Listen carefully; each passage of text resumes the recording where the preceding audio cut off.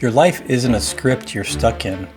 It's a plot you can author and revise, starting with your origin story. Hi, I'm Dr. Dave, and welcome back to the Good Life Lab, where we experiment and explore tools, tips, and techniques for improving your life. And we're on day 4 of this series, from languishing and lost to living a good, gay, queer, and happy life. We've been talking about the acronym COMPASS, COMPASS, which is the core of this good life positioning system that I've been talking about. And we're on the second letter, the second part of this acronym, O, which stands for origin story and heroic journey. And that's one of my favorite topics because I love the idea of a good origin story. I love the superhero movies, pretty much all of them, from Avengers to Marvel to X-Men. Anything I can get my hands on, I pretty much enjoy.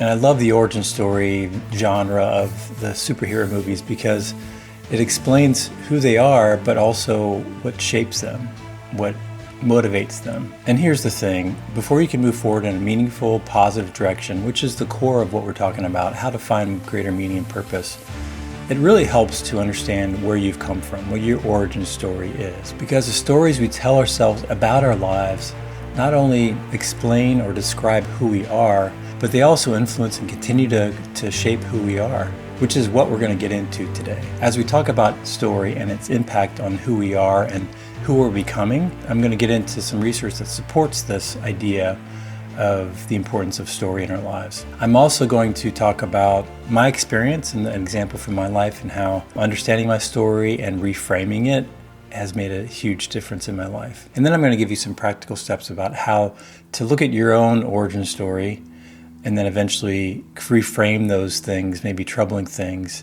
into more of a heroic journey. Researchers have shown over and over again that storytelling is one of the most powerful meaning-making tools out there. I'm going to share with you a few pillars of research that I've found, I've come across, that reinforce this idea that we can shape our stories. So this first pillar of research I'm going to talk about comes from psychologist Dan McAdams, who talks about narrative identity. It's the evolving story you tell yourself about who you are, where you've been, and where you're going. When that story you tell yourself feels coherent, like it makes sense, people experience greater well-being, resilience, and life satisfaction. In narrative therapy, founded by Michael White and David Epstein, we realize that people aren't the problem is the problem. So often our lives are dominated by this problem-saturated story. We lose sight of our strength, our creativity, our agency in the midst of that. But when we step back and reauthor our story, reframe it, if you will, when we notice moments of courage and connection that we've overlooked perhaps in the first glance at our story, we begin to see ourselves differently. And that shift can literally change how our brains process our past. So this third area of research that I've really come to admire and respect the author in this area. Her name is Emily Esfahani Smith. She wrote a book called The Power of Meaning and also did a TED Talk. And she also emphasizes the importance of storytelling as one of these 4 pillars of meaning, along with belonging, transcendence, and purpose. So storytelling is the 4th pillar. And a lot of what she talks about is not just being able to understand and explore your story with other people, tell your story, but also to reframe it in a way that's more productive for you moving forward. Telling your story helps you make sense of hardship, but maybe you've had that experience of sharing your story and it kind of lightens the load of how you feel about something that happened to you, even something traumatic. So telling your story can also help you find a little bit more coherence in the midst of the chaos and help you kind of make sense of what's going on. And also storytelling can be a way of passing on wisdom to other people. So storytelling, according to these researchers, is essential to a meaningful life in many ways. And when you reframe your story, not erase it or delete it, but to reframe it, reauthor it, this can have tremendous impact, as I've said, on your ability to move forward in a positive and meaningful way. An example from my own life of how I reframed something that happened to me, it's really around the story of coming out. I was working at a conservative Christian college. I had risen to the position of interim president for a while, stepped back into my role as vice president, and one of my former colleagues who left the college wrote a letter to the board of trustees talking about this celibate homosexual in leadership. And I was the only single person on the leadership team. And so it was clear that he was talking about me. And I had confided in him years prior, talking about my struggle with being gay. And at the time I wasn't active at all, but trying to still change my identity.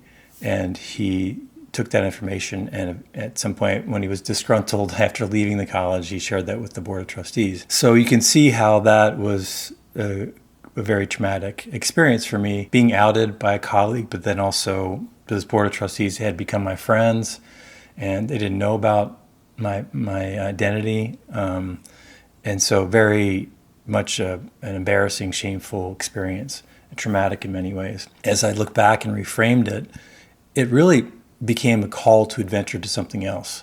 And it took me a while to see it that way, because I was part of this Christian community, which became my family. And I didn't really look forward to leaving that. It just got to the point in my life where I couldn't ignore or push down or deny who I was anymore. I had to embrace it. And this traumatic experience of being outed really became a catalyst for me to move into something greater in my life and to this next phase of my life, where I was able to accept myself for being a gay man over the next several years. So it became this impetus in my life for that. And as I reframed it, it wasn't as traumatic. I was able to see it as a call to adventure rather than just a chaotic, traumatic experience. And that really transformed my outlook on my life. And so that reframing changed everything for me. It turned a season of loss into the start of a journey toward greater meaning and purpose and self-acceptance, which eventually led me to this point where I am now in my life. So today is really about laying a foundation for a mindset shift. I just want you to begin to notice how you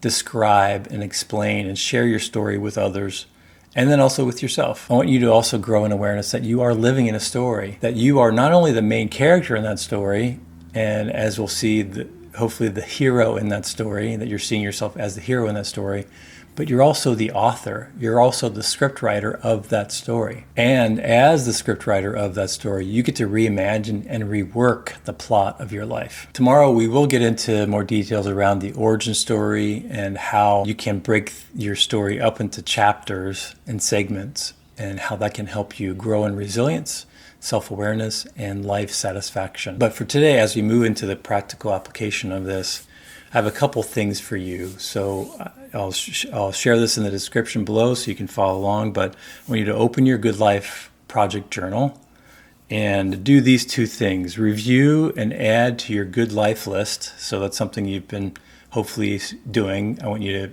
continue to brainstorm ideas that come up, things you're passionate about, things that you're curious about, things that you want to sort of add to what is like a bucket list, but more of a life list.